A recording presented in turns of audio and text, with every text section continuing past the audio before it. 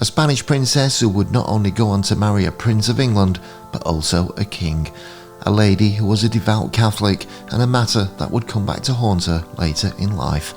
She would become one of the most loved queens of any reign. But what went wrong, and why was she driven away from a monarch's desires? Find out now as we look at the life of Catherine of Aragon. Catherine was born on the 16th of December 1485 at the Archbishop's Palace of Alcalá de Henares near Madrid. She was a child of Ferdinand II of Aragon and Queen Isabella I of Castile. Catherine was relatively short in size, yet had a lovely complexion with blue eyes and long red hair.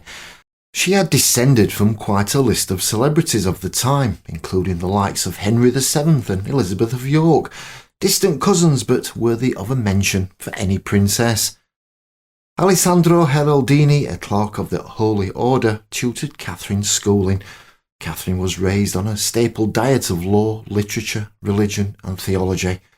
It assured her upbringing and devout loyalties to the Catholic Church, which would play a significant role later in life. She was a talented youngster, learning many languages along with domestic attributes that would serve her well. Erasmus commented that she loved good literature, which she had studied with success since childhood. When Arthur, Prince of Wales, became heir apparent to the throne in England, Catherine was considered a good wife for him, mainly due to her English ancestry. However, due to Henry VII's line of succession, all illegitimate children were barred from taking up the position, and the Tudor monarchy also had problems convincing their European counterparts to this end. The House of Trastamara was considered one, if not the most prestigious in Europe at the time, mainly due to the Catholic monarchs. In respect of this, it would strengthen the Tudor claim and inspired the European side of royalty to agree to terms. There was now an excellent opportunity to create an heir who would benefit both houses and give an undisputable claim to the English throne. The couple were married by proxy on the 19th of May 1499, although the age of Arthur held up the wedding. This would only become official after his 15th birthday. Catherine left Spain on the 17th of August 1501 and arrived in England with a large entourage of staff, including some African attendants. This is the first recording of such people in the capital and was highly thought of and certainly considered a luxury among people at court. She was also accompanied by several Spanish ambassadors. She finally met Arthur on the 4th of November at Dogmersfield in Hampshire. Not much is known about how they reacted at first sight, although Arthur wrote a letter to his in-laws stating that he would be a true and loving husband. It seems he was happy and said to his parents that Catherine was a lovely bride. The couple, who up until this point had corresponded by letter only, found that they struggled to understand each other's spoken words due to the different Latin pronunciations of the day when face to face. This was set aside though, and 10 days later the couple married at the old St Paul's Cathedral on the 14th of November 1501. Arthur was sent to Ludlow Castle after the marriage to continue his duties as Prince of Wales. Catherine travelled with him, with the couple staying at the Castle Lodge. But sadness fell a few months later when they both became sick with a mystery illness. Some suggest it was the sweating sickness in the area at the same time. However, for Arthur, he couldn't shake it off and died on the 2nd of April 1502. Catherine luckily recovered, but now found herself a widow at the age of 16. For Henry VII, he now faced the prospect of returning Catherine's dowry back to her father, as was required in the marriage contract, but only if she returned home. Henry lost his queen in February 1503, and he was tempted to marry Catherine himself, but her father disputed this and even voiced concerns over the legitimacy of the issue. To end further speculation, the powers that be agreed that Catherine would be given to Henry's second son, the future King of England, Henry VIII, at the time the Duke of York. After the death of Catherine's mother, her value fell somewhat. Her mother's kingdom of Castile was much larger than the one of Aragon, yet this did nothing to dissuade the attempt to bring together the couple. However, Catherine was a virtual prisoner at Durham House in London until Henry came of age. Catherine spent an unhappy time in London, and letters she wrote to her father have survived to this day. In one she wrote, "I choose what I believe and say nothing, but I am not as simple as I may seem." But with little to no money, she found life a struggle, especially in supporting her ladies-in-waiting along with herself. An historic event took place in 1507 when Catherine became the first Spanish ambassador to England. For Henry, he thought this would be a pushover. His councillors also expected to overrun her. They were not aware of the power Catherine wielded, and yet she was in no mood to bow at their every whim. Although Catherine's marriage to Henry was finalised, it would still take a dispensation from the Pope to enable a man to marry his brother's widow. It was also a confession time for Catherine, who swore that she had never consummated her earlier marriage to Arthur, and this was one statement that she stuck to throughout her life. The royal wedding took place on the 11th of June 1509. It was 7 years after the death of Arthur. Catherine was now at the age of 23. Her new Tudor husband Henry stood in anticipation of his new bride and future queen. As usual on a state occasion, large crowds gathered on the coronation procession, and the night before the couple had stayed at the Tower of London. On the 24th of June 1509, Henry VIII and Catherine were both anointed and crowned together at Westminster Abbey by the Archbishop of Canterbury. After, there was a large banquet held at Westminster Hall. The celebrations continued throughout the following month. Catherine was the talk of the town, and she had made a great first impression on the people of England. In 1513, Henry had appointed Catherine as regent. She also received titles as the Governor of the Realm and Captain General. This was while Henry was away in France on military campaigns. Domestic matters took a turn for the worse, and now Catherine had her hands full. Henry had sent over Louis d'Orléans, the Duke of Longueville, who was captured at Terouanne. On Henry's orders, he should stay with Catherine's household, yet she wrote to Wolsey asking him to be taken to the Tower. But there was more danger on the horizon. She was confronted by a neighbouring army which focused her attentions. The Scots were coming. On the 3rd of September 1513, she ordered Thomas Lovell to raise an army and head north.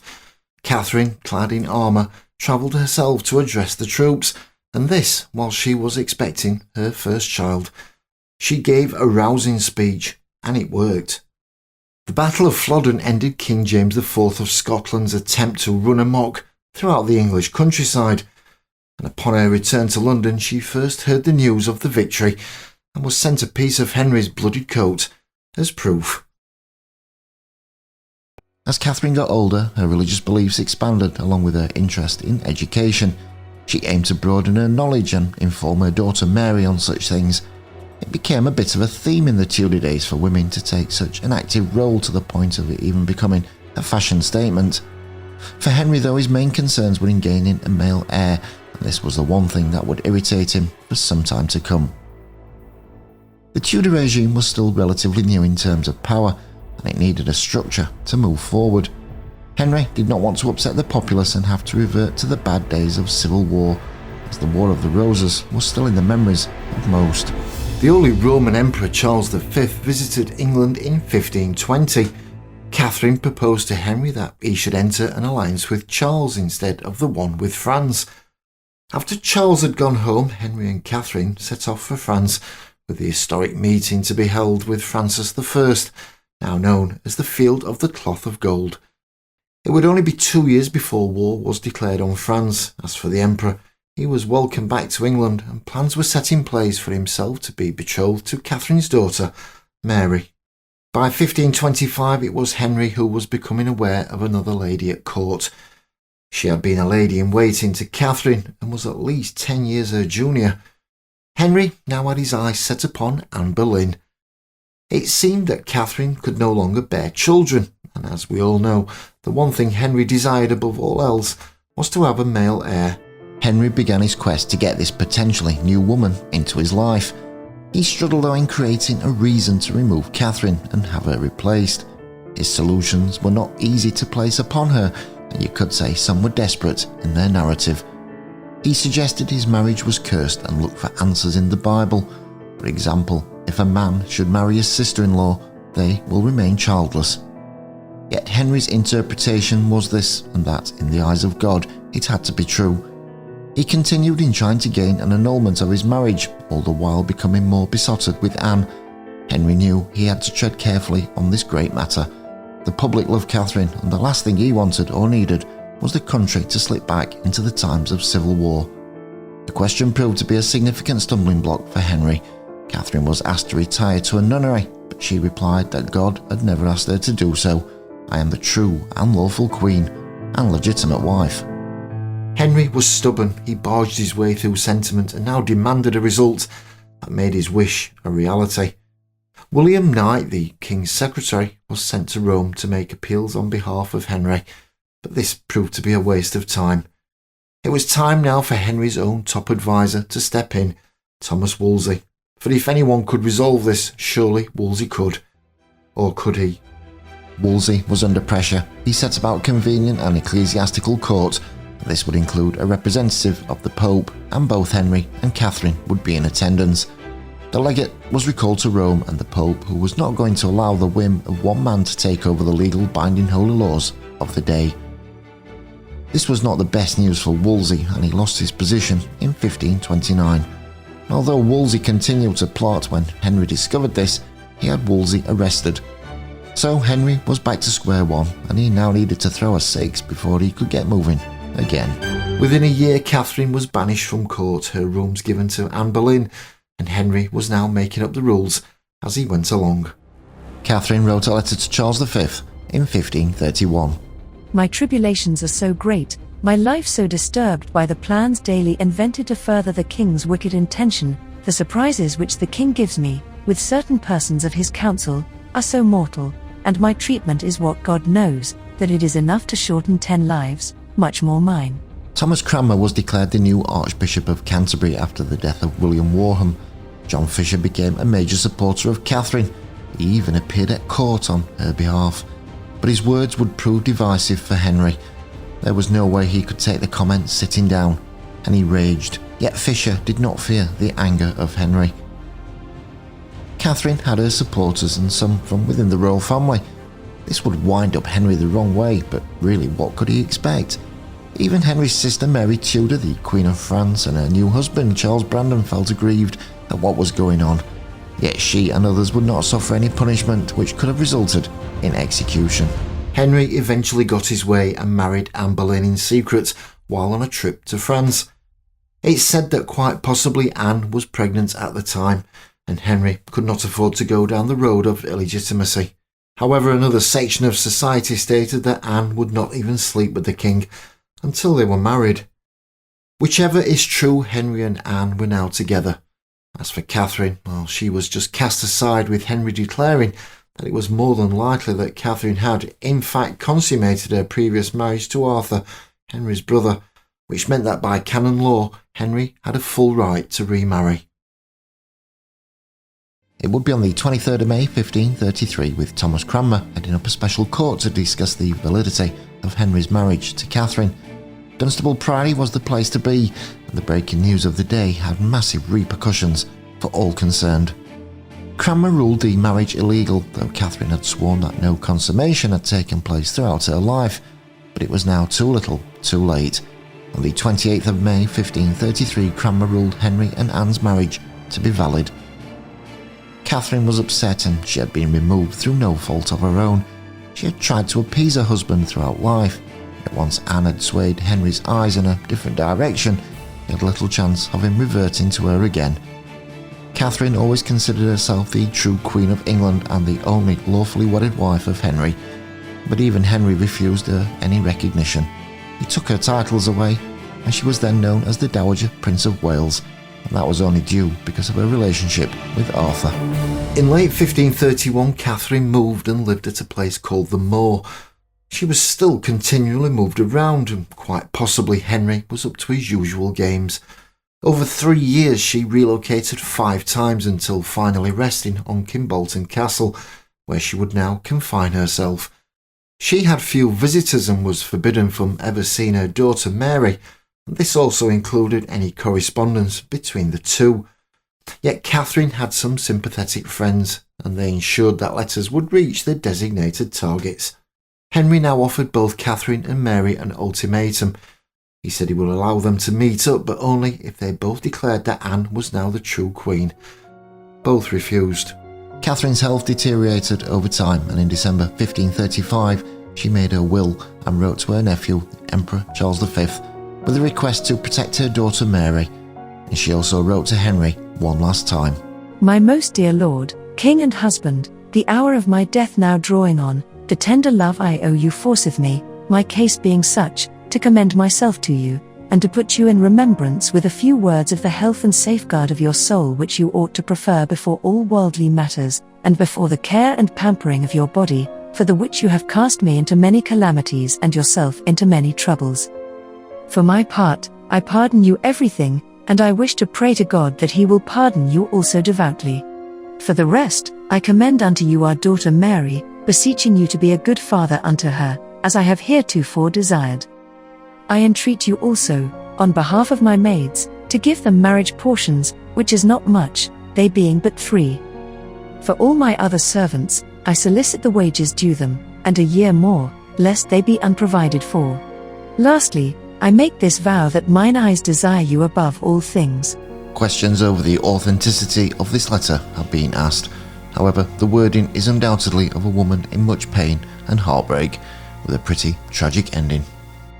The following morning, Catherine died on the 7th of January 1536. When news reached Henry and his court, it was reported by Chapuis, the Spanish ambassador, that Henry wore yellow and celebrated the news. He made a great fuss of his and Anne's daughter Elizabeth to the courtiers. A scene of vulgarity and complete contempt was reported by many.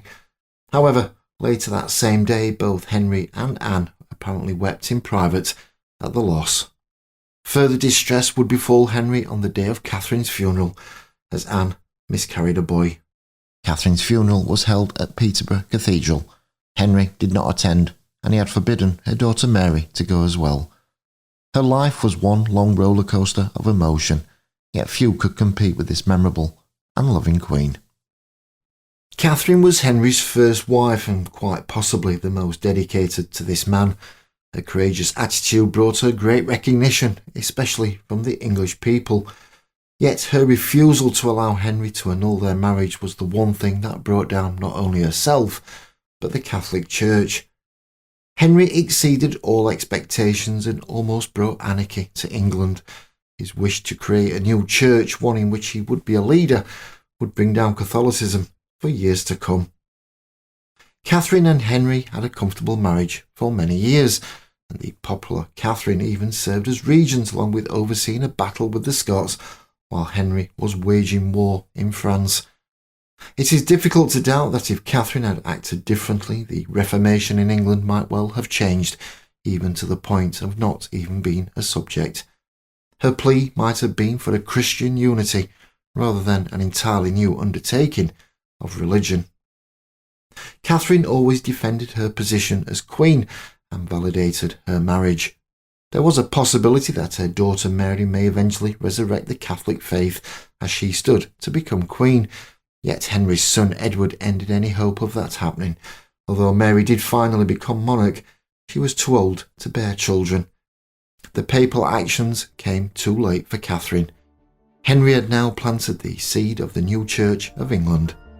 Catherine of Aragon, a Spanish princess, was destroyed, a once beautiful tapestry and now a torn and tattered fragment of her former self. The lady's brief encounter with life, love and royalty ended at the age of just 35. She was destined to become another in a long line of innocent victims of a king who was so determined to instigate his plans at whatever the cost may be.